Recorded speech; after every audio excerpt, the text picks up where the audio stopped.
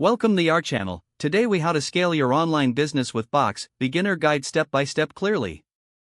To scale your online business with Box, start by understanding what Box is and how it can benefit your business. Sign up for a Box account if you haven't done so already. Familiarize yourself with the platform's features, such as cloud storage and collaboration tools.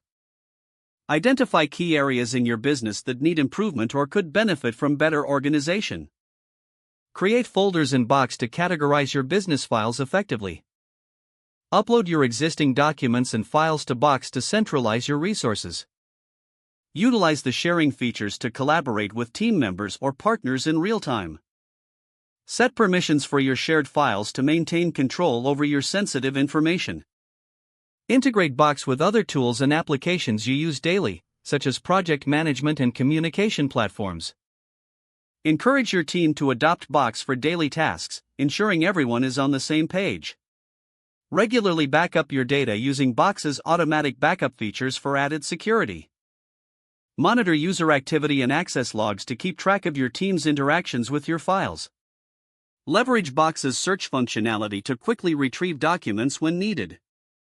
Create templates for repetitive processes to standardize results in your projects.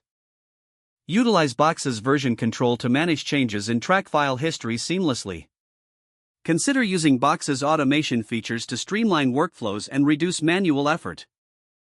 Engage with educational resources and community forums provided by Box to enhance your knowledge. Evaluate the performance of your business processes after implementing Box solutions. Make adjustments as necessary to improve efficiency and scalability. Continuously seek feedback from your team on how Box is impacting their productivity. With these steps, you can effectively scale your online business using Box, fostering collaboration and organization for long-term success. If the page does not load, refresh the browser or try again in a private or incognito window. Make sure you are using the correct email address, then retype it carefully to avoid small typos.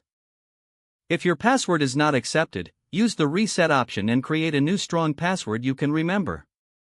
Check your spam folder for verification or security emails, then complete any requested confirmation steps. Enable two-factor authentication if available to improve account security and reduce unauthorized access risk. After signing in, review your profile details so your contact information and settings are accurate and current. If you see an error message, note it down and try again after restarting your device and internet connection. Don't forget to like this video